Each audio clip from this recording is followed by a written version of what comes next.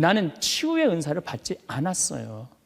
근데 그냥 갈 때마다 그냥 내가 그냥 성령 기도에 갈 때마다 그냥 그것도 70, 80 그냥 아니 70, 80 썼으면요 골 아파요 당연히요. 아 무릎 아프고 허리 아파요 당연히.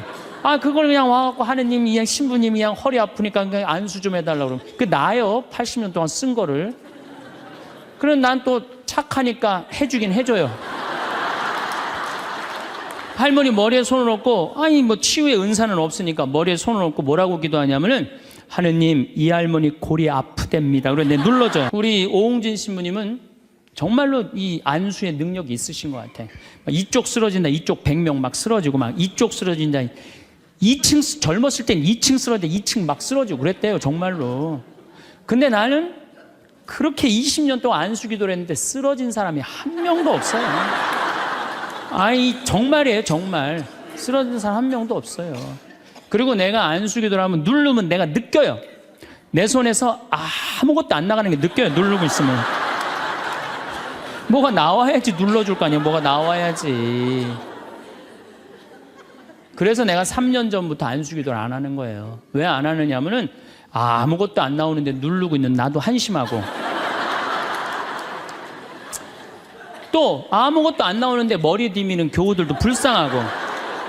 그러니까 서로 편안하자 이거예요. 여러분들 북한에서 안 태어나고 남한에서 태어난 거 감사해요 안 감사해요?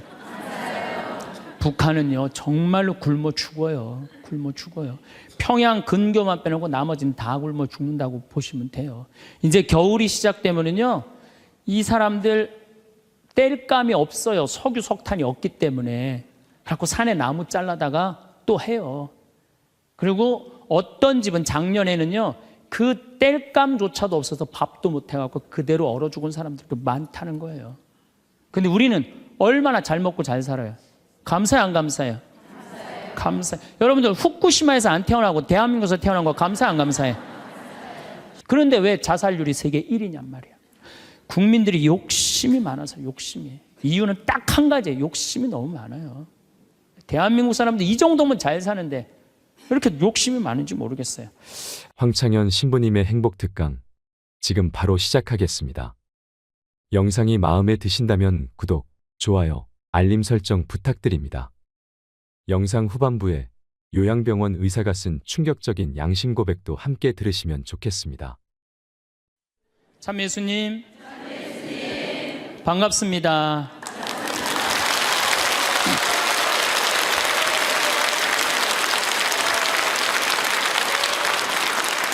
우리가 하느님의 이 뜻대로 살아가고 악마의 유혹에 빠지지 않으려면은 돈에 대한 유혹, 명예에 대한 유혹, 권세에 대한 유혹, 하느님이 계실까 안 계실까에 대한 신앙에 대한 유혹, 이걸 빠지지 않으려면 우리는 항상 기쁘게 살아야 돼요.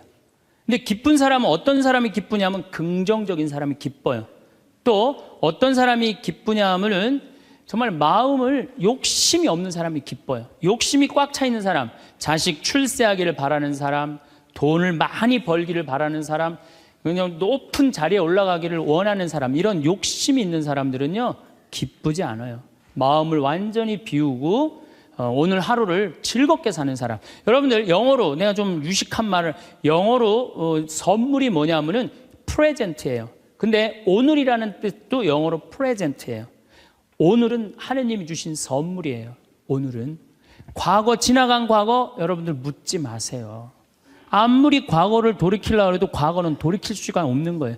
과거에 연연하는 사람들 우울증에 걸려요. 그 다음에 미래에 대해서 미리 걱정하지 마세요. 여러분들이 아무리 걱정해봤자 여러분들이 걱정하는 게 95%는 일어나지 않을 거래요. 전혀 일어나지 않을 것에 쓸데없는 걱정을 하고 있는 거야. 제일 중요한 건 오늘을 즐겁게 사는 거야. 밥 3끼 먹고 눈 콧구멍 2개 있는 게 얼마나 여러분들 감사한 줄 아세요? 콧구멍이 얼마나 2개 있는 게 감사하냐면은 눈 2개 있는 것도 감사하지만 콧구멍 2개 있는 게 얼마나 감사하냐면은 이 콧구멍이요 숨을요 이 냄새를 맡는데요 한쪽만 4시간을 맡는 거예요. 그리고 4시간이 딱 지나고 나면 한쪽이 교대를 해요. 반대쪽이 냄새를 맡는 거예요. 만약에 김치찌개 동시에 2 콧구멍으로 다 맡으면 기절해. 그러니까 여러분이 콧구멍 2개 있는 것만 해도 얼마나 감사한 건지 몰라요. 지금 여기 손가락 10개, 발가락 10개 가지고 콧구멍 2개, 눈 2개 갖고 오신 분들은요, 무조건 기쁘게 살아야 된 의무가 있는 분들이에요. 하나님이 다 주신 거예요. 자, 그리고 난 다음에 우리가 유혹에 빠지지 말려면 끊임없이 기도해야 돼. 하느님께서 우리 이제까지 살아오면서 여러분들 은총 너무 많이 주셨어요. 은혜 너무 많이 주셨어요. 그렇기 때문에 우리는 어떻게 살아야 돼? 그 은혜를 계속 기억하면서 감사기도, 끊임없이 기도해야 돼. 근데 이 기도는 간구 기도를 하면 안 돼요. 감사 기도를 해야 돼요. 제가 꼭 성령 기도에 가면은요, 제일 당황스러운 게 그거예요. 내가 성령 기도에 가면은 할머니들이 신부님 골이 아파요, 무릎이 아파요, 허리가 아파요, 안수기도 해달라는 거예요. 근데 저는 신부 될 때 이 제단에 엎드려서 하느님한테 2가지를 청했어요. 하나는 강론 잘하게 해달라고. 근데 정말 저는 누워서 그렇게 기도했어요. 왜 제가 그 기도를 청했느냐 하면은 저는 초등학교 때부터 발표 때마다 선생님이 제일 먼저 너 일어나서 발표하라고 그랬어요. 그리고 책 읽을 때도 항상 나보고 읽으라고 그랬어. 목소리가 좋으니까. 그러니까 내가 받은 달란트는 뭐야? 말하는 거, 말하는 거. 그리고 신부가 말씀 전하는 사람 아니에요. 그래서 강론 잘하게 해달라고 내가 정말로 엎드려서 간구했어요. 근데 뭐 1년에 300회, 내일도 여기 전주 중앙성당에 가서 강의하고 또 전주에 있는 중학교에 가서 그 학부형들하고 선생님들한테 강의해. 내일 전부 단축 수업한대요. 그 선생님들도 강의 들으게 한다고 일반 학교에 가서 강의하는 거, 행복론에 대해서. 그러니까 1년에 한 300회 정도 초청 강연 다니니까 이거 소원 들어주셨어요. 난 너무너무 감사해요. 또 내가 글 잘 쓰게 해달라고. 이제까지 책 3권 썼는데 요즘 쓴 거 사는 맛, 사는 멋. 이거 정말로 많은 분들이 행복하다고 참 전화가 많이 와요. 독자들한테. 아니, 나 이 2가지 다 받았어요. 나는 더 이상 하나님한테 원하는 거 없어요. 하느님은요, 각자의 달란트가 다 달라요. 그리고 그냥 집 잘 짓는 신부님들, 또 우리 그냥 전 신부님, 내가 보기엔 사목 너무너무 잘하세요. 그러니까 그 감히 못하는 15년이 지나서 엄두도 못 냈던 저 땅을 사죠. 그러니까 아무나 사는 게 아니에요. 교우가 일치가 되기 때문에 그게 가능한 거죠. 그 다 달란트가 달라요. 근데 내가 받은 달란트는 강론자라고 글 잘 쓰는 거야. 나는 치유의 은사를 받지 않았어요. 근데 그냥 갈 때마다 내가 성령 기도에 갈 때마다 그것도 70, 80 아니 70, 80 썼으면요 골 아파요 당연히요. 무릎 아프고 허리 아파요 당연히. 그걸 그냥 와갖고 하느님이 그냥 신부님이 그냥 허리 아프니까 그냥 안수 좀 해달라고 그러면 그 나요 80년 동안 쓴 거를. 그럼 난 또 착하니까 해주긴 해줘요. 할머니 머리에 손을 얹고 뭐 치유의 은사는 없으니까 머리에 손을 얹고 뭐라고 기도하냐면은 하느님 이 할머니 골이 아프답니다. 그런데 눌러줘요. 그런데 저는 치유의 은사가 없는 게 확실해요. 우리 오홍진 신부님은 정말로 이 안수의 능력이 있으신 것 같아. 이쪽 쓰러진다, 이쪽 100명 막 쓰러지고 막 이쪽 쓰러진다. 2층 젊었을 땐 2층 쓰러진다, 2층 막 쓰러지고 그랬대요 정말로. 근데 나는 그렇게 20년 동안 안수 기도를 했는데 쓰러진 사람이 한 명도 없어요. 정말이에요 정말. 쓰러진 사람 한 명도 없어요.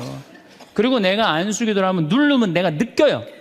내 손에서 아무것도 안 나가는 게 느껴요. 누르고 있으면 뭐가 나와야지 눌러줄 거 아니야. 뭐가 나와야지. 그래서 내가 3년 전부터 안수 기도를 안 하는 거예요. 왜 안 하느냐면은 아무것도 안 나오는데 누르고 있는 나도 한심하고 또 아무것도 안 나오는데 머리 디미는 교우들도 불쌍하고. 그러니까 서로 편안하자 이거예요. 내가 내일 모레 대전 대화동 성당에 강의를 가는데 신부님이 너무 고맙더라고. 아주 목소리가 나 아직 얼굴을 못 뵀는데 신부님이 그러더라고. 저녁에 강의 끝나고 이제 여기는 내가 미사를 하고 강의를 시작했지만 거기는 강의가 끝나고 미사를 봉헌한대요. 그리고 안수기도가 있대요. 근데 신부님이 너무 고맙게 날 아시는 것 같아. 안수는 당신이 하겠다고. 고맙다고 그랬어요. 어쨌든 하여튼 제가 재작년에 2009년에 미국 북동부 성령 대회가 있어요. 근데 여러분들 참 미국 교우들이 참 열심히 해요. 특히 성령 대회는요, 한국의 성령 대회하고 분위기가 틀려요. 정말로 열심히 해요. 갔는데 첫날 800명이 왔는데 교우들이 그냥 내강이고 화가 나십니까? 라는 주제로 강의를 했는데 너무 재밌게 들었어요. 그날따라 강의가 잘 되더라고요. 그랬더니 둘째 날에는 막 사람들이 전화를 막 한 거야. 야, 이거 한국에서 조그만 신부가 왔는데 너무 재밌다. 그래갖고 둘째 날은 1200명이 늘은 거예요. 그런데 성령대 19년 활동한 늘어난 적이 처음이라는 거예요. 그런데 점점 나는 불안한 거예요. 점점 성령대 하이라이트를 향해서 가는 거야. 성령대 하이라이트는 뭐냐면 치유의 안수의 절이야. 점점 불안한 거야, 이거. 아니, 내 손에서는 아무것도 안 나오는데 이제 아무 능력 없는 거 탈로가 나게 생긴 거야.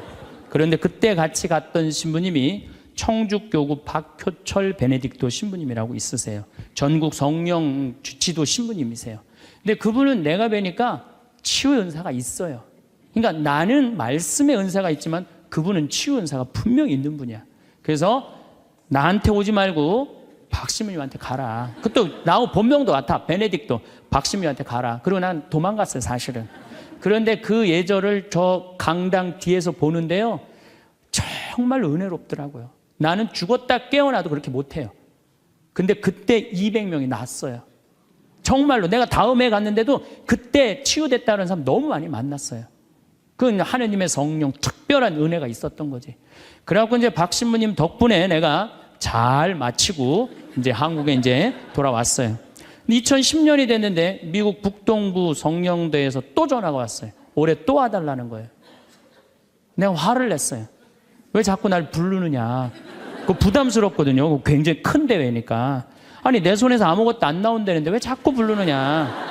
좀 이 손에서 능력 나오는 신부님들 불러라. 그랬더니 그 교우들이 위원들이 하는 말이 신부님 걱정하지 말라고. 신부님은 손에서 안 나오는 대신 입에서 나오니까 걱정하지 말라고.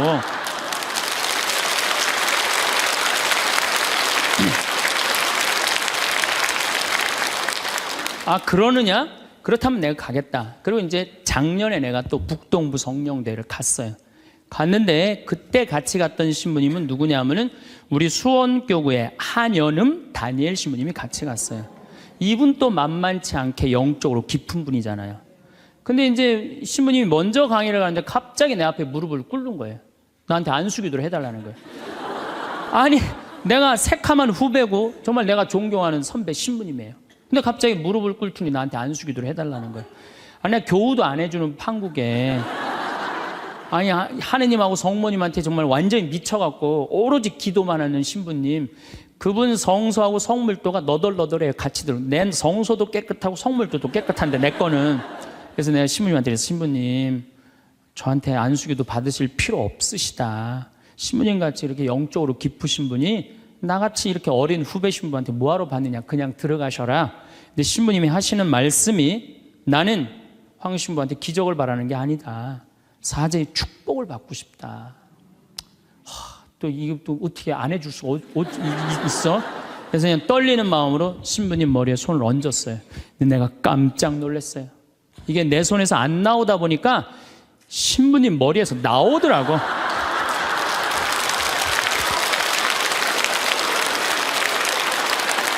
아니, 정말로 성령의 기운이 느껴지는 거예요. 정말로.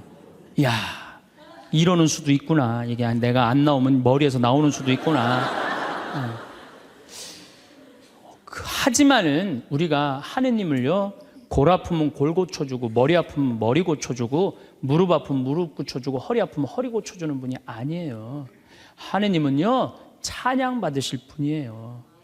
하느님은 영광 받으실 분이에요. 하느님 우리 심부름꾼 아니에요. 그것도 돈이나 많이 주면서 시키면 내가 몰라. 달랑 1,000원 주면서 뭘 그렇게 많이 시켜. 그러니까 자꾸 간구 기도를 하다 보면 어떤 유혹에 빠지느냐 하면은 여기가 아닌가 봐. 천군 보살한테 가는 거예요. 그래서 천주교 교우들이요, 전보로 많이 다니는 거예요. 그래서 일단 찬양기도 감사기도 하는 교우들은요, 하느님 의심하지 않아요. 그리고 얼마나 은혜로워요. 여러분들 이 공기 공짜로 마시고, 태양 공짜로 햇빛 쬐고, 이 땅 공짜로 밟고 다니고, 얼마나 감사해. 눈 2개, 콧구멍 2개, 손가락 10개, 발가락 10개 있으면 됐지. 주님께서 여러분과 함께 마음을 드높이 우리 주 하느님께 감사합시다. 말로는 맨날 마땅하고 옳은 일이래. 말로는. 감사 기도를 해야 된다는 거예요. 미사 내용 전체가 뭐냐면 감사 기도예요. 감사 기도.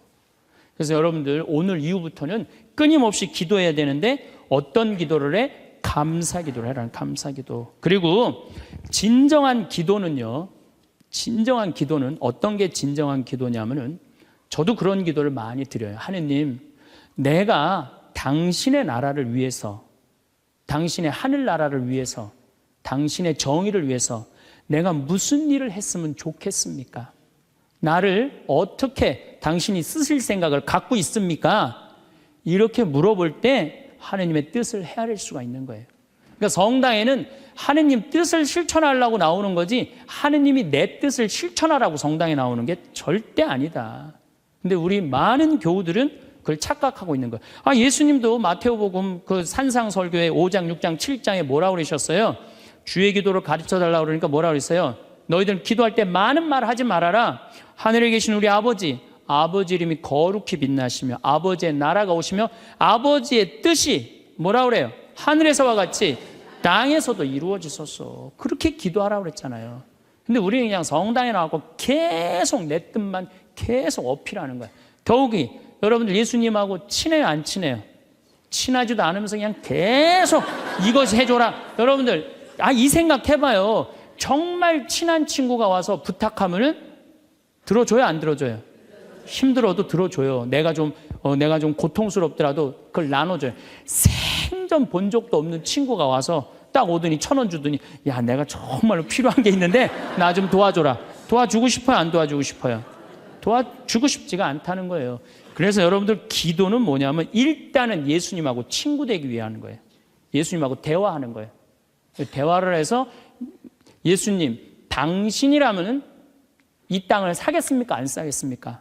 당신이라면은 지금은 무슨 요즘 그 제2금융권 막 이자 막 100%, 200%, 막 1000% 하는 사람들 있잖아요. 내가 만약에 예수님이라면 과연 그런 걸 할까? 그 사람도 얼마나 고통스러운데. 내가 예수님이라면은 내 아이를 어떻게 키울까? 내가 예수님이라면은 내 남편한테 어떻게 할까? 내가 예수님이라면은 아내한테 어떻게 할까? 내 아내한테 어떻게 할까? 이걸 물어보려고 기도하는 거예요. 그래서 기도라는 것은 간구 기도가 기도가 아니야. 그래서 난 묵주기도, 구일기도 보면 딱 지향 하나 두고 그냥 기립다 기도하는데 난 정말로 마음이 아파요. 묵주기도는 저는 요즘 묵주기도 드릴 때 오늘도 내가 묵주기도 5단을 바치면서 연옥에 있는 영혼들 구원해달라고 기도했어요. 왜냐하면 성모님이요 그렇게 기도하라고 그랬거든요. 우리 그냥 계속 연옥을 위한 기도, 그 다음에 터키에서 지금 고통받는 사람들, 이런 정말 죄인들, 이런 사람들은 생전 기도하지 않고 그냥 대학 입시, 그냥 수능 잘 보게 해주고, 그냥 땅 팔리게 해주고, 애 생기고 해주고, 이런 기도는 자꾸 하느님하고 멀어질 수도 있다는 얘기예요. 그걸 다 들어주지 않으세요, 하느님이. 어떻게 다 들어줘요? 내가 할 일이 있는 거지. 또 기도는 예수님의 말씀을 음미할 때 기도가 즐거워요.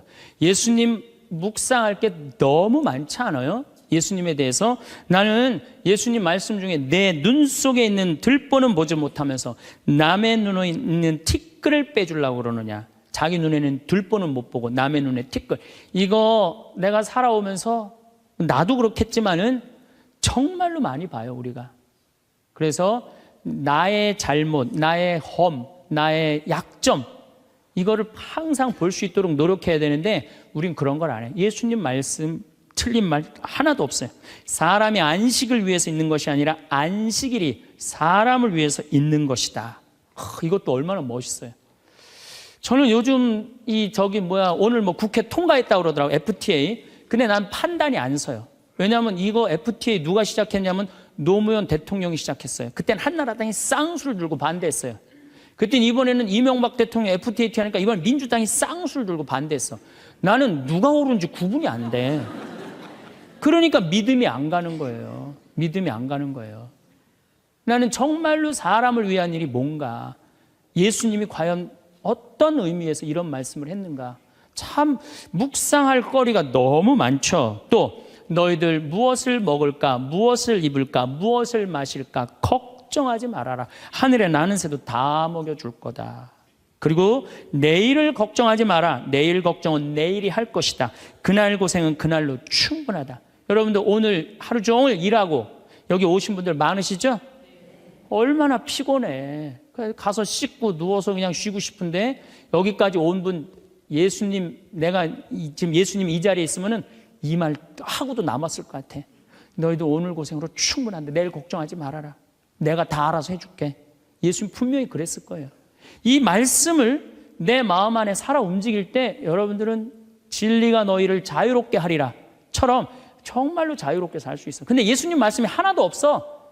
그냥 성서 하나 붙잡고 하루 종일 묵상해 본 적도 없고 일주일 내내 묵상해 본 적도 없어. 그냥 성서를 읽은 적도 없어. 그러면은 여러분들은 기도가 어려운 거예요. 점점 기도하는 방법을 잃어버리는 거예요. 고생하며 무거운 짐을 진 너희는 모두 나에게 오라. 내가 너희에게 안식을 주겠다. 얼마나 내 멍에는 가볍다. 얼마나 좋아요. 예수님 말씀을 가만히 묵상해 보면은요, 다 위로의 말이야. 내가 너를 너무 사랑하니까 걱정하지 마라. 내가 있는데 뭐가 그렇게 걱정이 많으냐. 전부 그런 내용이에요. 함께 하겠다. 내가 너희와 함께 하겠다. 나는 너를 이제 종이라 부르지 않고 뭐라고 부르겠다? 벗이라고 부르겠다. 예수님 행하신 행적을 봐요. 가난한 사람, 팔 하나 없는 사람, 눈 먼 사람, 귀 먼 사람, 나병으로 고생하는 사람, 또 죄 속에 있는 죄녀, 창녀, 가늠한 여인, 이 세상에 오셔서 그런 버림받고 고통받는 이들 속에서 사시다 가셨잖아요. 그분 삶을 가만히 이렇게 드라마를 보듯이 쫙 보면은 이거 끊임없이 기도할 수 있어요. 해도 끝이 없어. 예수님의 삶을 묵상한다는 게. 그러면은 그 안에서 예수님과 하나 되면은요, 그 다음 단계, 더 높은 단계의 기도를 할 수 있어요. 근데 맨날 이거 달라, 저거 달라, 요거 해달라, 저거 해달라 그러면요, 그 사람은 깊이 신앙생활을 할 수가 없어요. 그럴 것 같아요? 안 그럴 것 같아요? 그렇죠? 그러니까 오늘 이후부터는 간구기도 하지 마세요. 이미 너희들 필요한 거 하느님 아버지가 이미 알고 있다. 그러시지 않으셨어요? 예수님이 그러셨거든요. 예수님 말씀은 되씹으면 되씹을수록 깊은 맛이 나요. 그래서 기도라는 건 뭐냐면 영적인 하느님을 느끼는 거예요.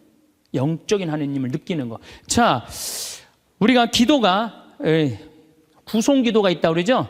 그 다음에 무슨 기도가 있어? 묵상 기도가 있죠? 그 다음에 무슨 기도가 있냐면 관상 기도가 있어. 관상 기도. 그 다음에 이제 어려운 단계로 넘어가면 일치의 기도가 있어요. 그게 무슨 기도냐면은 성당에 앉아서 하느님을 느끼는 거예요. 온 우주에 시편 19편 그 말도 소리도 비록 이야기 없어도 온 세상으로 퍼져나간다는 하느님을 느끼는 거야. 그러면은 성당에 1시간 앉아 있어도 1분 지나가는 것처럼 후딱 지나가요. 어떨 때는 3시간도 후딱 지나가요. 하느님을 느끼는 거냐. 말씀이 이제 넘어서서는 온 우주에 꽉 차 있는 하느님을 느끼는, 살아있는 현존하시는 하느님을 느끼는 거야. 그런 하느님을 느끼다 보면은 이제 성인들이 이제 그 다음에는 어느 단계로 가요? 탈원 상태 가는 거. 온전히 하느님을 느끼는, 희열을 느끼는 거죠. 세상 아무것도 필요 없어. 돈도 명예도 권세도 아무것도 필요 없어. 내 하느님만 내 안에 살아있다면 모든 게 행복한 거야. 그래서 끊임없이 기도하면은 악마의 유혹에 넘어가지 않는다는 거예요. 그래서 여러분들은 이제 제가 제일 걱정인 게 50살 되신 분들 60년 남았어요. 아니 어제 발표 나왔잖아요. 2040년에 평균 연령이 몇 세라고? 90살이에요. 그럼 여러분들 지금 50살 되신 분들 2040년이면 몇 살이냐 하면은 80살이에요. 80살이면 그때 가면은 또 늘어날 것 같아요? 안 늘어날 것 같아요? 또 늘어나요. 그래서 110살이에요. 그러면은 남은 60년 동안 내가 영적인 인간으로 살 거냐, 육적인 인간으로 살 거냐, 늙어서 어떻게 할 거야? 힘도 없는데 기도라도 열심히 해야지. 그래서 제일 좋은 기도는 뭐냐면은 제가 여러분들한테 청하는 건 뭐냐면은 기도 공동체 단위라는 거예요. 제가 프랑스 떼제 공동체에 가서 일주일 동안 기도를 했는데요. 3,000명씩 와요. 일주일에. 월요일부터 주일날 점심 때까지 모여서 아침 기도, 낮 기도, 저녁 기도, 그 다음에 미사. 똑같아 일주일 내내. 그런데 성당에 다니든 안 다니든 3,000명. 많이 올 땐 여름엔 3만 명이 와요. 근데 우리나라는 아직 그런 데가 없어. 일주일 내내 모여서 기도하는 데가 없어. 그래서 내가 이제 평창을 이제 내년부터 이제 시작을 할 거예요. 그래서 토요일 날 저녁에는 또 우리 부관장 신부님이 너무 노래를 예쁘게 잘해. 그래서 이제 떼제 기도를 시작을 했어요. 그래서 이제 기도하는 그런 공동체를 만들어서 여러분들도 삶에 지쳤을 때 와서 일주일 동안 60살쯤 돼갖고 일주일 정도 와서 기도하고 가면 얼마나 좋겠어요. 그렇죠? 그러니까 그런 공동체를 많이 믿는 사람들이라면 찾아다니라는 거예요. 영적인 세상을 위해서 시간을 투자하고 마음을 투자하라는 거죠. 그래서 신부님 끊임없이 기도하는데 제일 좋은 게 뭡니까? 미사 참여예요. 첫 번째 좋은 건 미사 참여. 미사 참여 1년 내내 평일 미사 다니시는 분들은요, 말할 수 없는 마음 안에 기쁨이 있어요. 1년 내내 미사 안 빠지시는 분들 제가 말씀드리는 거 무슨 말인지 아시죠? 그 시간이 얼마나 좋아. 조용하고 이 성당 안이 얼마나 세상하고 완전히 단절된 거 아니야. 그 시간만은. 그리고 예수님하고 하나 되는 시간이잖아요. 그래서 아무리 힘들어도 직장 끝나고 난 다음에 가방 들고 와서 미사 참여하고 가는 사람들, 이 사람들은 제일 행복한 사람들이에요. 그래서 미사야말로 가장 완벽한 기도다. 그래서 여러분들 주일 미사 말할 것도 없고 평일 미사 시간 내서 오시면요, 하느님께서 이끌어 주셔요. 그 다음에 두 번째, 끊임없이 기도하는 방법 중에 하나는 성서 읽는 거야. 제 경험에 의하면은 구약성서부터 신약성서 끝까지, 처음부터 끝까지 완전히 정독 5번만 하면은요, 이 세상 사는 길이 보여요. 하느님의 섭리가, 역사하심이 보여요. 그리고 어떻게 살아야 되는지 정말 마음에 진리가 흘러 넘쳐요. 그래서 성서를 읽어라. 성서를 정독을 해라. 맨날 그냥 불굴의 며느리, 뭐 이웃, 우리 집 여자들 이런 거 보지 마시고, 예? 그 시간에 성서를 성서 안에는 보물이 꽉 차 있어요. 그래서 성서를 적어도 5번 정도 정독을 해라. 5번. 자, 그 다음에 5번 정독을 했으면 그 다음에 할 일이 있어요. 기도 중에 정말 좋은 기도는 성지순례. 성지순례. 제가 지금 성지순례를 2년에 한 번씩 매년 정기적으로 가요. 그런데 예루살렘에 가보니까요, 예수님의 발자국이 느껴져요. 예루살렘에 가보니까. 그리고 갈릴레아 가보니까 물고기가 밤에 얼마나 튀는지, 예수님이 밤새 제자들이 물고기 잡는 거 보면서 참 물고기 저쪽에서 튀는데 이쪽에서 막 한 것 같아 보니까, 그냥 예수님이 그 2000년 전에 행하셨던 말씀, 그게 다 살아 움직이는 거예요. 이집트에 가갖고 출애굽 경로를 밟아서 시나이산 꼭대기, 모세가 십계 받으러 갔는데 올라가 보고 예루살렘에 내가 들어갈 때 이스라엘 백성이 얼마나 기뻤을까 느껴져요. 사도 바오로가 예수님 이제 다마스커스에서 회개하고 난 다음에 이 그리스, 터키 이거 전부 교회 세우러 7개, 필라델피아 교회, 이런 교회들 전부 다 세우러 가는데 지난 2월 달에 갔다 왔거든요. 그냥 예수님이 그냥 막연하게 멀리 느껴지는 게 아니라 예수님이 살아 움직이는 거예요. 그래서 여러분들 성지순례 참 중요한 거. 물론 우리나라 안에도 좋은 성지들이 너무 많아요. 우리 성인들이 얼마나 예수님을 사랑했는지. 그러니까 시간 되면은 돈 모아서 제일 남는 거, 가장 적은 돈으로 가장 최고의 효과를 낼 수 있는 건 성지순례. 그래서 예루살렘 한 번은 갔다 오라는 거예요. 예루살렘. 나는 아직까지 하느님 20년, 30년 믿으면서 예루살렘, 베틀레헴, 나자렛 한 번도 아직 갔다 온 적이 없다. 한번 손 들어보세요. 내가 절대 욕 안 할 테니까 한번 손 들어보세요. 손 들어. 한 번도 안 갔다 왔다. 손 들어보세요. 자,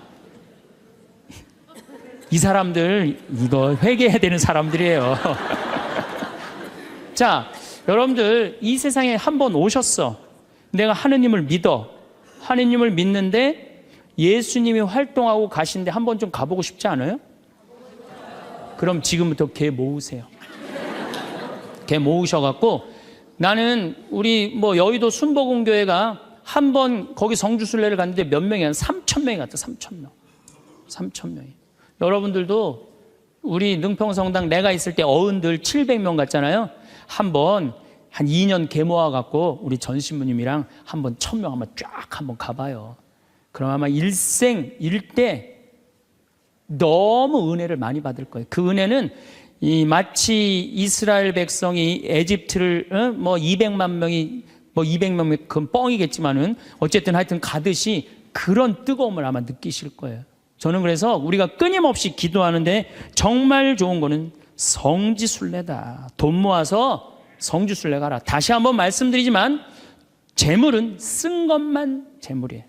쓴 것만 내 재물이에요. 제가 지난번에 산호세 강의를 갔는데 나를 비행기장에 데려다 준 자매가 하나 있어요. 친구가 5억을 떼어먹고 갔대요. 재산이 싹 날아갔대요. 근데 유일하게 자기가 아깝지 않았던 거, 성지순례 간 것만 아깝지 않더래요. 그거 갔다 오기를 얼마나 잘했는지, 성지순례 때마다 갔다 온 게 그것만 자기 마음 안에 살아 움직이더래요. 여러분들도 나중에 이 돈 저 돈 떼어먹고 땅 치고 통곡하지 말고 미리 지금 돈 모아서 성지순례 갔다 오십시오. 그리고 묵주기도 우리가 가장 쉽게 할 수 있는 기도예요. 누워서도 할 수 있고, 뭐 반신욕하면서도 할 수 있고, 걸어가면서도 할 수 있고. 묵주기도도 성모님 말씀대로 죄인들의 회개를 위해서, 연옥 영혼들의 고통 덜어주기 위해서, 그 기도가 저는 묵주기도 중에 가장 아름다운 기도라고 생각을 해요.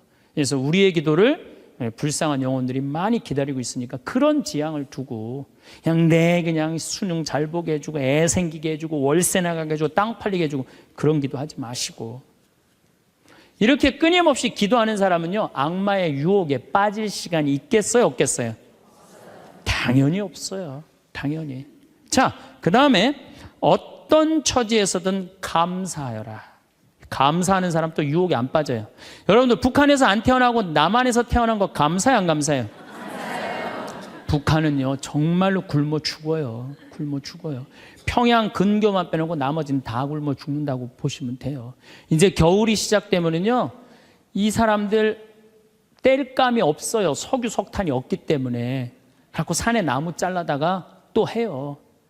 그리고 어떤 집은 작년에는요 그 뗄감조차도 없어서 밥도 못 해갖고 그대로 얼어 죽은 사람들도 많다는 거예요. 근데 우리는 얼마나 잘 먹고 잘 살아요. 감사해요 안 감사해요? 감사해요. 여러분들 후쿠시마에서 안 태어나고 대한민국에서 태어난 거 감사해 안 감사해? 이거 여러분들 깊이 묵상해야 돼요. 왜냐하면 일본은 1년에 지진이 5,000번 일어나요. 5,000번. 하루에 15번 일어나요. 더 놀라운 거는 이번 12월 1월 달에 지진이 또 일어난다는 게 지금 감지가 된다는 거예요. 일어날지 안 일어날지 모르겠지만은 일본 사람들은요 너무 불안한 거예요. 근데 우리나라는 지진이 1년에 몇 번 일어나는 줄 아세요? 15번 정도 일어나요. 근데 이 중에 지진의 강도가 2.7에서 3.2예요. 보통 일어나는지 안 일어나는지도 모를 정도예요. 근데 일본은 막 일어나면 4.0만 넘어가면요 정말 천둥 소리 얼마나 불안한지 몰라요. 나는 그걸 경험을 했어요. 지진이라는 게 무시무시해요. 근데 우리는 아무런 그런 게 없이 살잖아요. 이번에 이 터키 지진 일어났죠? 지진 일어났는데 여진이라고 그래요. 한 번 꽝 하고 난 다음에 계속 흔들리는 게 1,500번 일어나는 거. 1,500번. 근데 우리는 얼마나 행복한 나라에서 살아. 그런데 왜 자살률이 세계 1위냔 말이야. 국민들이 욕심이 많아서. 욕심이. 이유는 딱 한 가지예요. 욕심이 너무 많아요. 대한민국 사람들 이 정도면 잘 사는데 왜 이렇게 욕심이 많은지 모르겠어요. 여러분들 그 한국처럼 잘 먹고 잘 사는 나라가 없어요. 여러분들 이탈리아라는 나라 잘 살아 못 살아요? 잘 살죠? 그런데 이탈리아가 우리나라가 경제력은 세계 13위지만은 소비 지수는 7위예요. 7위. 정말 잘 먹고 잘 사는 나라가 우리예요. 내가 뭐 예전에 방송에도 한번 말씀드렸지만 우리나라 갈비집에 가보면요 진짜 잘 먹어요. 갈비 막 먹으러 가면은요 막 이렇게 한 상 반찬 나와요. 그냥 그 계란찜, 그 다음에 무슨 뭐 단호박 삶은 거, 메추리알, 뭐 그 다음에 무슨 뭐 사라다, 무슨 야채 사라다, 국물 김치, 뭐 별게 다 나와요. 그 다음에 파란 국수 말아서 나와요. 그리고 4명이 가면 4인분 시켜요. 4인분 시키면 그냥 배가 빵빵해. 한국 사람들은 배 빵빵하면 안 돼. 갈비집에 가고 배 터질 때까지 먹어야 되냐. 2인분 더 시켜요. 더 시켜서 먹고 난 다음에 그래도 우린 분이 안 풀려. 그냥 아줌마가 하나 쓱 나와서 이렇게 물어봐요. 냉면을 먹을래? 된장찌개를 먹을래? 그냥 그거 먹고 커피 공짜로 먹는 나라가 어디 있어요. 잘 먹어요. 횟집도 마찬가지예요. 횟집도 일본에 갖고 내가 회 정식 시켰는데 회가 딱 2점 나왔어요. 이게 맛백인가 보다 그러고 홀딱 먹었어요. 아무리 기다려도 회가 안 나와요. 왜 안 나오냐니까 그게 다라는 거예요. 우리나라는 횟집에 가면 뭐부터 나와요? 씻기다시 나오죠? 개불, 멍게, 해삼, 전복, 낙지, 꽁치 소금에 구운 거, 미역국, 조개탕, 별게 다 나와요. 그리고 그냥 또 회가 나오면 그냥 한 50점 나와요. 배는 꽉 찼는데 50점이 또 나와. 어떻게? 먹는 방법이 있어요. 상추에다가 회를 올려요. 그 다음에 마늘하고 고추하고 된장을 찍어갖고 상추를 동그랗게 말아요. 그 다음에 목구멍으로 밀어 넣는 거예요. 보면 계속 목구멍까지 찼어. 그래도 분이 안 풀려. 어떻게 하느냐면 매운탕 또 시켜 밥 한 그릇 또 해갖고. 그런데도 왜 자살률이 세계 1위냔 말이에요. 왜 15,400명이 죽냔 말이에요. 1년에 하루에 42명씩 자살을 하냔 말이에요. 왜? 1시간에 2명씩 지금 뛰어내려서 죽고 있어요. 우리나라에. 욕심이 너무 많아서 그래요. 이 정도면 잘 살지 않아요? 이 정도면 잘 살지 않아요? 여러분들, 우리 여기 할머니들 1959년에 우리나라가 UN 120개 국가 중에 GNP가 몇 위였느냐면 119위였어요. 1959년에. 꼴등이야, 꼴등. 그때는 정말로 똥구멍이 찢어지게 가난하게 살았어요. 똥구멍이. 다시 한번 똥구멍 찢어지는 거 얘기해 드릴게요. 9월에 추수하면 2월에 먹을 게 떨어져요. 보리는 5월에 피는데. 그러면 그냥 무슨 칡해서 먹고 쑥해서 먹고, 그것도 안 되면 4월 달에 소나무 속껍질 벗겨요. 햇빛에 말려갖고 갈아갖고 쌀은 요만큼, 소나무 껍질은 이만큼. 그러니까 밥을 져서 먹으면 등짝에 붙었던 배가 쑥 나와요. 얼마나 좋아. 근데 문제는 이 섬유질은 소화가 안 돼요. 수분만 빠지고 다시 딱딱하게 대장에 가서 돌덩어리가 되는 거야. 똥을 넣으면 부드러운 똥이 나오는 게 아니야. 이 돌덩어리가 나오는 거야. 그러니까 이 돌덩어리를 빼내니 집집마다 뒷간에서 똥구멍 찢어지는 소리가 그냥 이 집 저 집에서 막 나는 거예요. 그게 1959년에 있었던 일이에요. 1959년. 그런데 불과 60년 만에 이렇게 잘 살 수가 없어요. 이렇게 잘 살 수가 없어요. 여러분들, 저는 요즘 그리스 보면서요, 정말로 내가 대한민국 사람이라는 게 얼마나 자랑스러운지 몰라요. 그리스라는 나라는 지금 BC 526조에 BC 526조. 그런데 이거 그리스라는 나라 우리나라보다 훨씬 못 살아요. 우리나라보다 30이야. 경제 규모가 3분의 1밖에 안 되는 나라예요. 그리스라는 나라가. 그런데 이 나라가 전부 빚 갖고 사는 거, 빚 갖고. 애 셋 나무는 일 안 해도 돼. 애 셋 나무는 다 우유값까지 다 나와요. 양육비 다 나와. 대학 들어가갖고 뭐 3년, 4년, 뭐 1학년 다니다가 2학년 다니기 싫어하고 10년 후에 들어가면 그때도 공짜야. 끝날 때까지 공짜예요. 뭐 갖고? 빚 갖고. 그래갖고 좀 이제 이 빚이 이렇게 나라 빚이 많으니 허리띠 좀 졸라 매자 그랬더니 내 연금은 못 깎는다. 맨날 데모하는 거예요. 그 다음에 막 정부 기관에 그냥 저기 막 전기 끊고. 그게 저러고 있는 거예요. 지금 아직도. 근데 우리나라는 1997년에 IMF 터졌을 때 어땠어요? 국민들이 전부 뭐 했어요? 금 모았잖아요. 금. 내가 그래서 여러분들 마지막으로 금 모으기 운동이 우리가 얼마나 대단한 건지 지금부터 잠깐 읽어 드릴 테니까 한번, 이게 누가 쓴 거냐면 이름도 무지 어려워요. 슝홍빙이라는 중국 사람이 쓴 거예요. 이게 베스트셀러예요.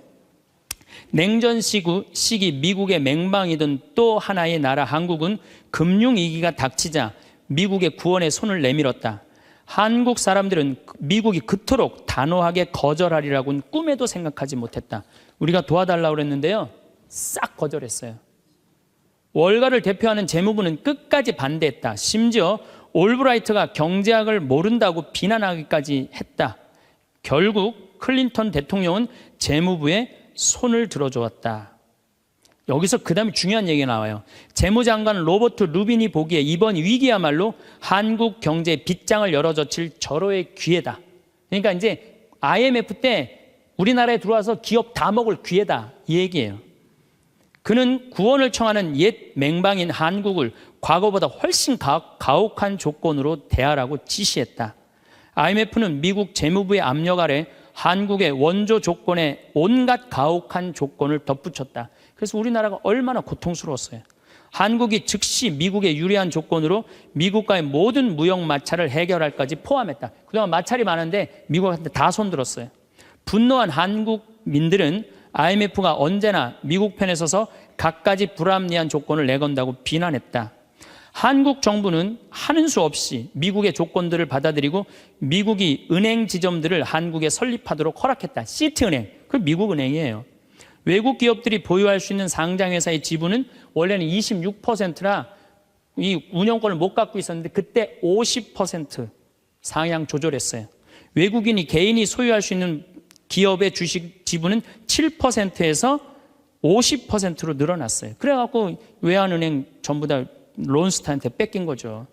한국 기업은 반드시 국제회계의 원칙에 따라 했으며 금융기관은 국제회계사무소의 회계 감사를 받아야 했다. 참. 그러나 국제금융재벌들은 한국의 강한 민족성들을 너무 얕잡아 보았다. 한국의 협의를 체결하기만 하면 당장이라도 몰려들어 사냥감을 물어 뜯을 판이었다. 우리나라 현대, 삼성 다 먹을 판이었다는 얘기예요. 그런데 고립무원, 완전히 고립무원의 사면 초가에 빠진 한국인들은 나라를 구하겠다는 일념으로 너도 나도 금모기 운동에 나서서 정부를 도왔다. 이때 금모은 게 21억 달러예요.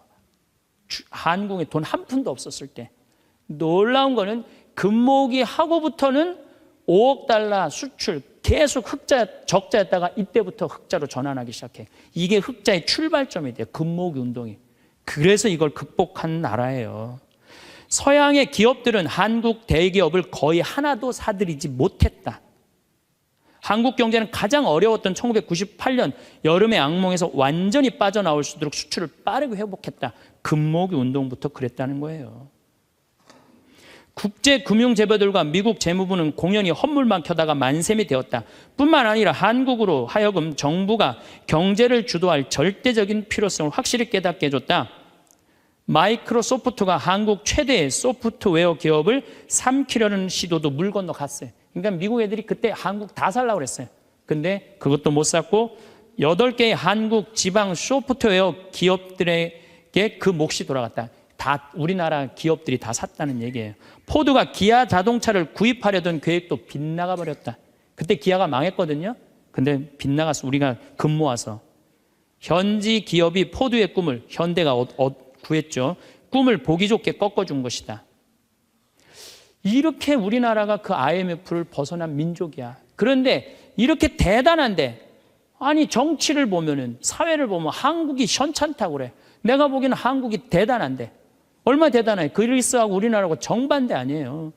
그래서 이 IMF를 넘어서서 지금 이렇게 우리가 전 세계가 지금 금융위기를 겪고 있잖아요. 지금 그리스, 이탈리아, 스페인, 프랑스 다 무너지고 있잖아요. 근데 우리나라는 아직도 경쟁력이 있다는 거예요. 이렇게 대단한 사람들이 모여 살아갖고 우리나라 이름이 대한민국이에요.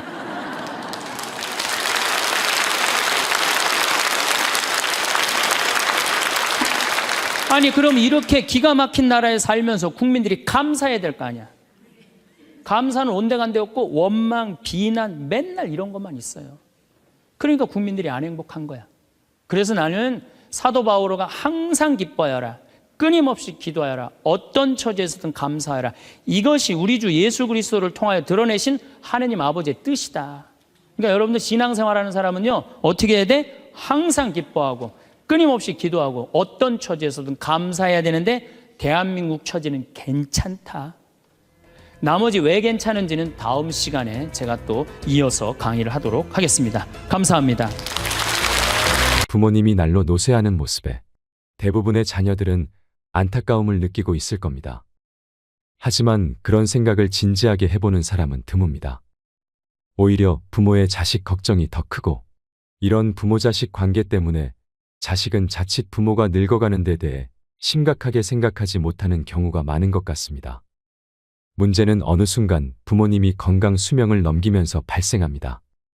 요즘 아무리 젊게 사는 시대라고 해도 환갑을 넘기는 순간 체력은 급격하게 저하됩니다. 무엇보다 수명은 길어졌지만 건강 수명은 그다지 늘어나지 않았다는 점에 유의해야 합니다. 100세 시대가 열렸다고 하지만 알고 보면 참으로 가슴 찡한 인생입니다. 평생 열심히 살고 은퇴 후 안락한 노후를 보낼 때쯤엔 이미 노쇠하고 병들어 이런저런 약을 먹고 병원을 출입해야 하기 때문입니다. 더구나 배우자를 먼저 보내고 혼자 남으면 문제는 더 심각해집니다. 병원 출입을 해야 하는데 배우자가 없으니 자녀들이 더 자주 돌봐줘야 하지만 자식도 먹고 살기 바쁘니 잘 보살펴 드리기 어려운 게 현실입니다. 나이가 들면 다시 어린이로 돌아간다는 말이 있습니다. 하지만 자식들은 잘 눈치를 채지 못합니다. 체력이 저하되고 경제력이 취약해져 자식에게 자주 기대고 싶어 하는 게 일반적입니다. 하지만 자식들은 늘 어린 시절에 강인했던 부모님을 생각합니다. 그러나 현역에서 물러나고 고위를 넘긴 부모는 더 이상 어린 시절의 슈퍼맨이나 슈퍼우먼이 아닙니다. 결국 오래 살게 되면서 부모 간병이 새로운 부담이 되고 있습니다. 하지만 제 손으로 돌보는 것은 어려워지고 있습니다. 통계청에 따르면 부모의 노후는 가족, 정부, 사회가 함께 돌봐야 한다는 견해가 62.1%였습니다. 직전조사 시점인 2020년보다 0.5% 증가하였습니다. 가족이 돌봐야 한다는 응답은 19.7%로 2년 전보다 2.3% 줄어 첫 10%대에 진입했습니다. 부모님이든 본인이든 요양원, 요양병원, 실버타운 가운데 어딘가로 갈 가능성이 큰 시대가 됐다는 의미입니다. 연로한 부모를 요양원에 모신 후 돌보고 있는 지인은 자신은 나중에 거동이 불편하더라도 요양원에는 가지 않겠다고 합니다. 그곳에 있는 부모의 현실이 보기 안타까웠던 모양입니다. 그러나 부모가 자의에 의해 요양원에 입원하지 않았듯이 그 또한 자신의 의사보다 자식의 편의에 따라 요양원에 갈 확률이 높습니다. 자녀들은 이런 부분에 대해 별로 깊은 이해가 없고 주위 사람의 말을 따를 가능성이 크기 때문입니다. 요양병원에 근무하는 어느 의사 선생님의 글을 먼저 소개해 드리겠습니다. 요양병원에 면회 와서 서 있는 가족 위치를 보면 촌수가 딱 나온다. 침대 옆에 바싹 붙어 눈물 콧물 흘리면서 이것저것 챙기는 여자는 딸이다. 그 옆에 뻘쭘하게 서 있는 남자는 사위다. 문간쯤에 서서 먼 산 보고 있는 사내는 아들이다. 복도에서 휴대폰 만지작거리고 있는 여자는 며느리다. 요양병원에 장기 입원하고 있는 부모를 그래도 이따금씩 찾아가서 살뜰히 보살피며 준비해온 밥이며 반찬이며 떠먹이는 자식은 딸이다. 아들놈들은 침대 모서리에 잠시 걸터앉아 딸이 사다 놓은 음료수 하나 까먹고 이내 사라진다. 아들이 무슨 신주단지라도 되듯이 아들 원하며 금지옥엽 키워놓은 벌을 늙어서 받는 것이다. 딸 하나, 10 아들 부럽지 않는 세상인 것을 그때는 몰랐다.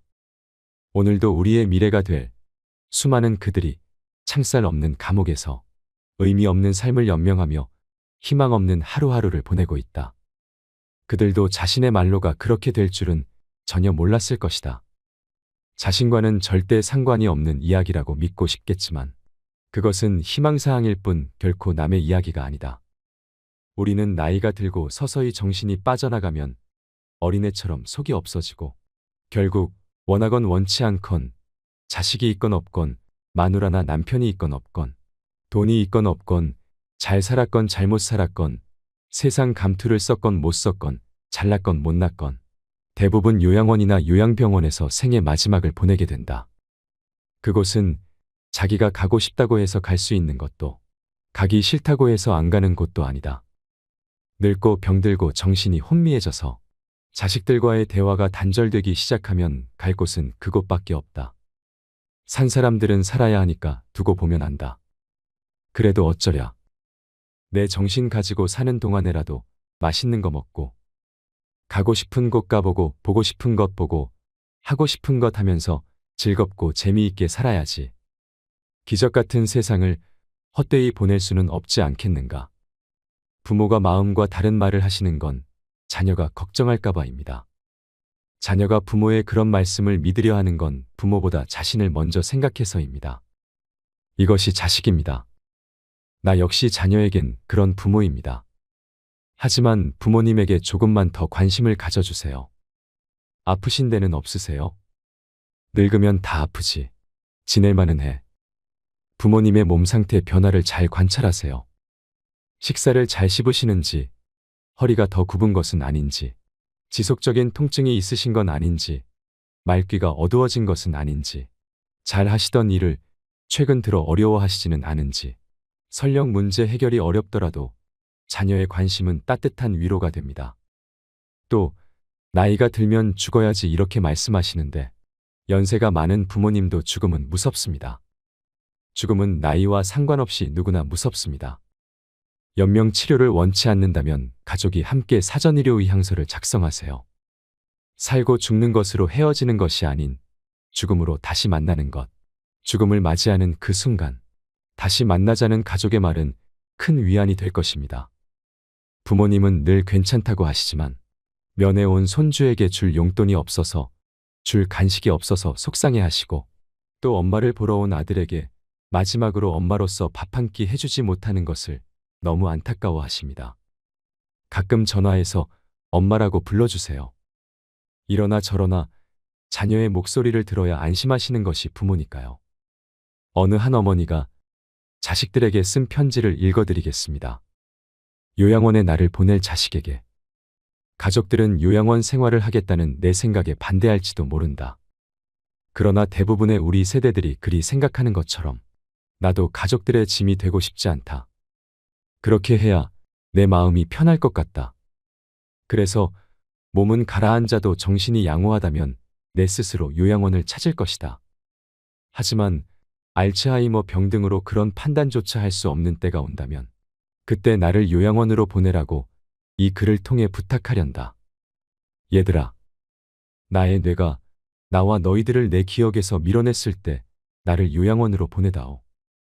우리 엄마는 그림 그리기를 좋아하니 펜과 종이를 늘 마련해 주세요. 낙지는 못 드세요 등등. 내가 좋아하는 것과 싫어하는 것을 그곳 사람들에게 미리 알려주렴. 간간히 내게 찾아와서 너희를 보게 해다오. 낯선 사람 보듯 누구세요 하더라도 내 마음속 깊은 어딘가에서 너희를 알아보고 기뻐할지 모른단다. 행복했던 시절 이야기를 들려주거나 사진을 보여주렴. 비록 내가 먼 곳으로 눈을 돌린다 해도 내 영혼 어딘가에서 알아보고 즐거워할지 누가 아니. 여러분은 이 글을 읽고 어떤 마음이 드셨나요? 우리 세대가 20대, 30대였을 때 노부모는 당연히 자식이 모셔야 한다고 생각하는 사람이 많았습니다. 그러나 지금은 자식들에게 짐이 된다며 부양을 원하지도 기대하지도 않습니다. 게다가 포기할 것이 많다며 힘들어하는 30을 훌쩍 넘긴 자식들의 부양까지 감당해야 하는 안타까운 낀 세대이기도 합니다. 반면 자식 세대는 부모 부양의 책임을 크게 느끼지 못하고 있습니다. 요양원에서 근무하던 지인의 말로는 요양원에 입소한 각자의 사연은 달랐지만 요양원에 들어오는 순간 바깥 세계와 단절되는 건 모두가 같았다고 합니다. 면회와 외출엔 아무런 제한이 없었지만 찾아오는 이도 나가는 이도 거의 없었답니다. 노인 27명 가운데 한두 명만이 가족이 일주일에 한두 번 찾아와 10분 남짓 머물다 가고 나머지 노인들은 명절에만 겨우 가족의 얼굴을 볼 수 있었다고 합니다. 요양원에 자발적으로 입소한 분들 역시 마찬가지라고 합니다. 자신의 모습이 초라해 스스로 세상과 단절하는 분들도 많다고 합니다. 평균 수명이 늘다 보니 노인 문제가 심각해졌습니다. 요양시설에 부모님 모시면 불효인가요? 이런 생각도 드실 겁니다. 치매에 걸린 부모님을 모시는 문제로 고심하고 있는 분의 사연을 들려드리겠습니다.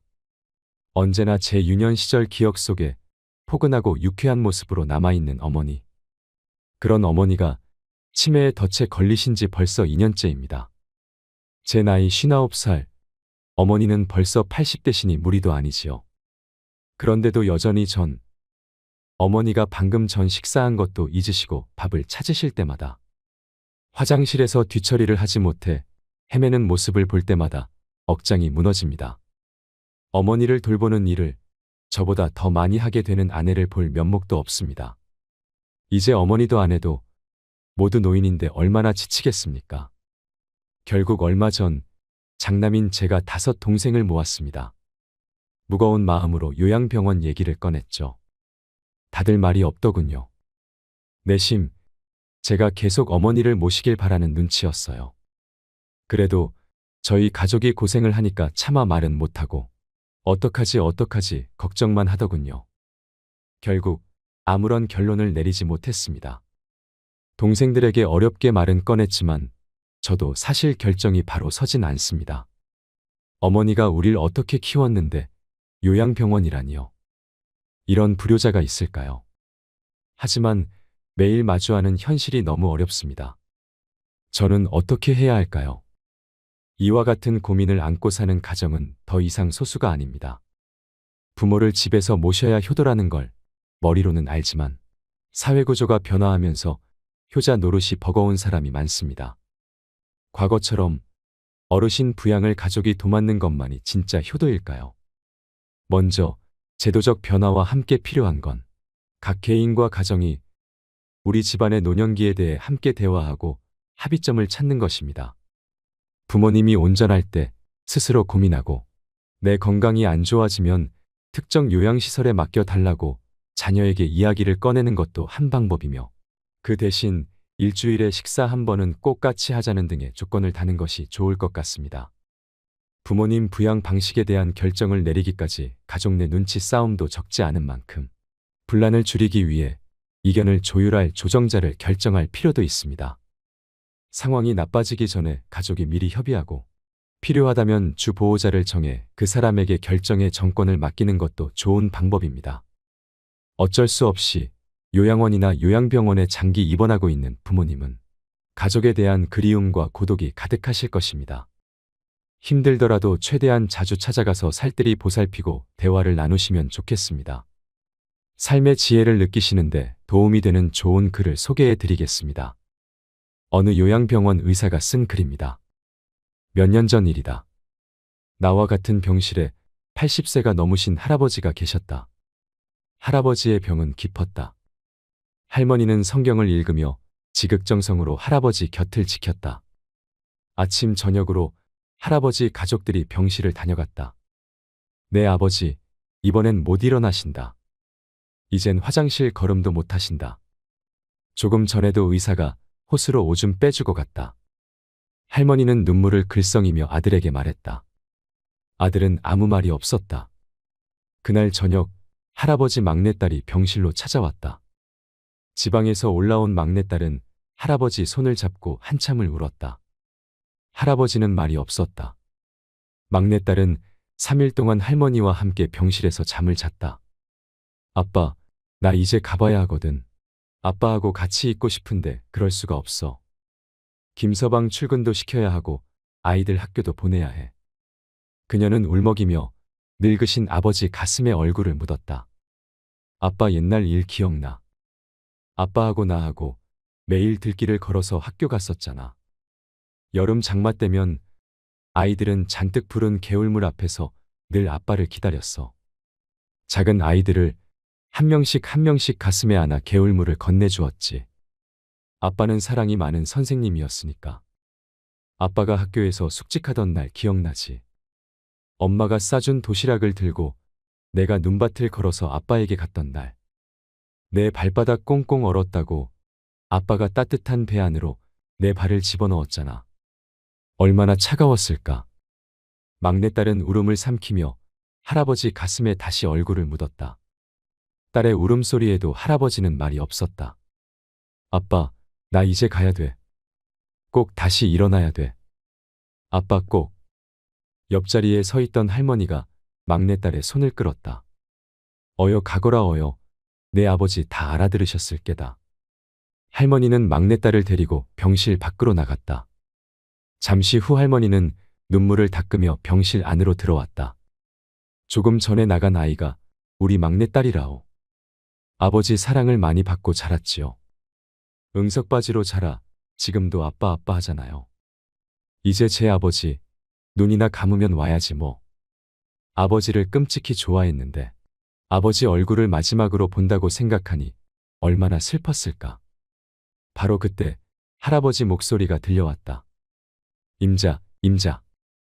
할아버지는 가쁜 숨을 몰아쉬며 일으켜 달라고 했다. 할머니와 나의 부축을 받으며 할아버지는 한 걸음씩 창가 쪽으로 걸어갔다. 할아버지는 힘겨운 숨을 고르며 창밖을 살폈다.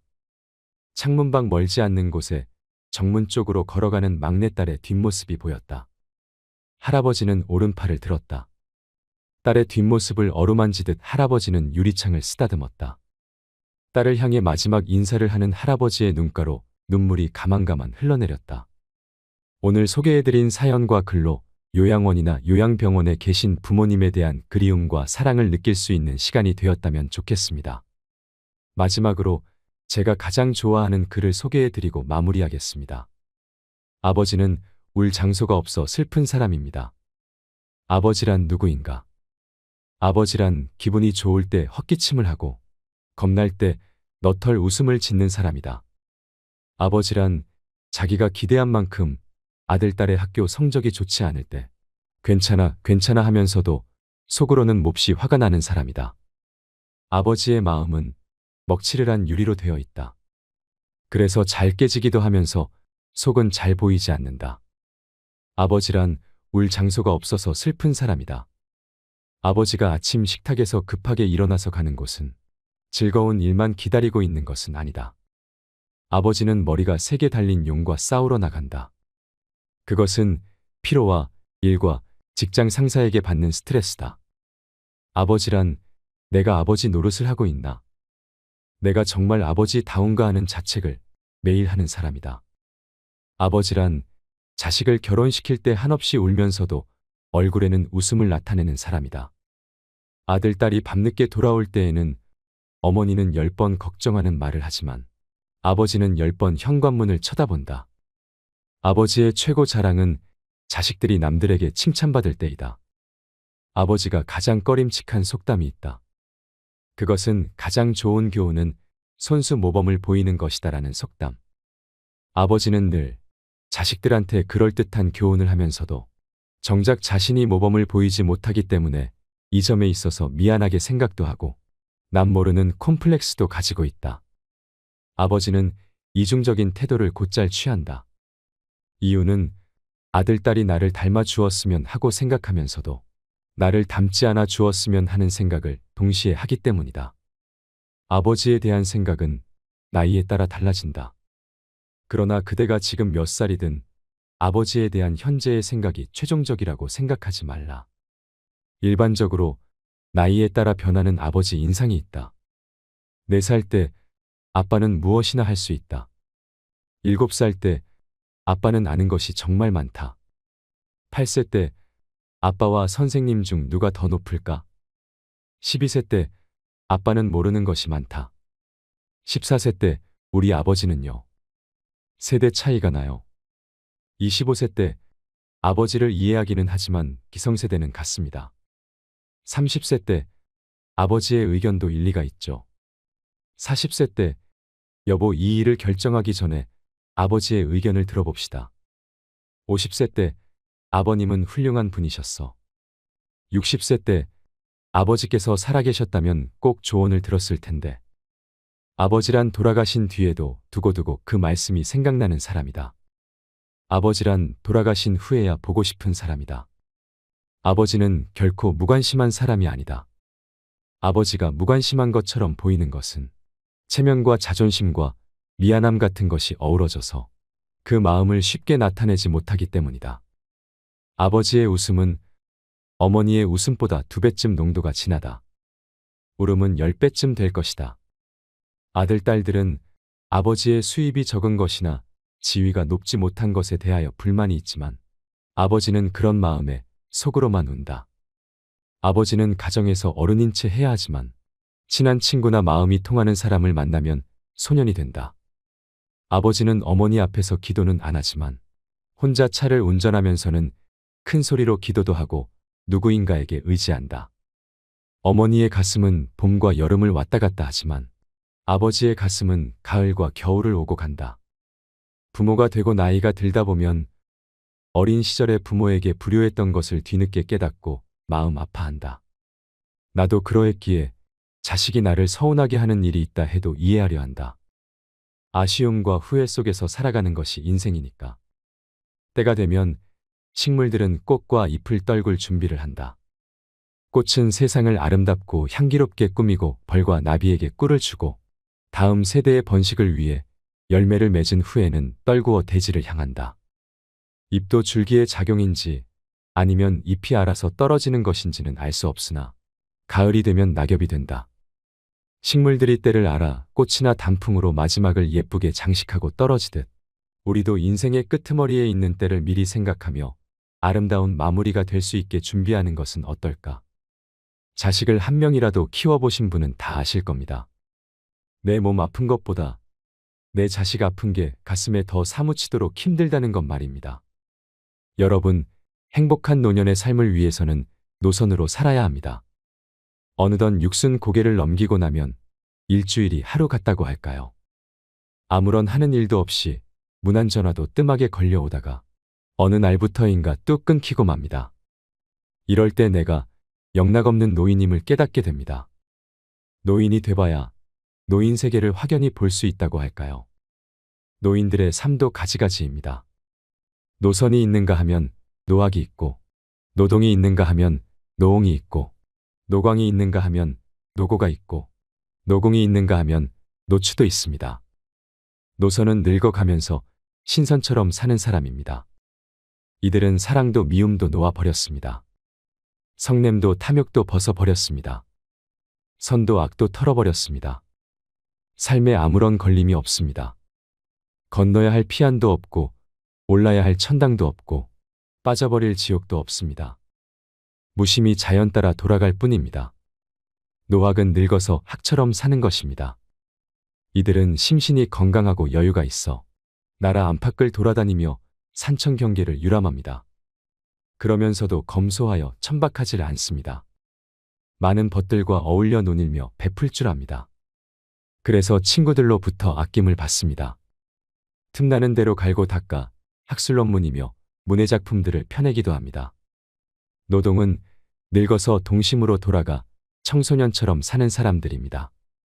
이들은 대학의 평생교육원이나 학원 아니면 서원이나 노인 대학의 궤적을 걸어두고 못다한 공부를 합니다.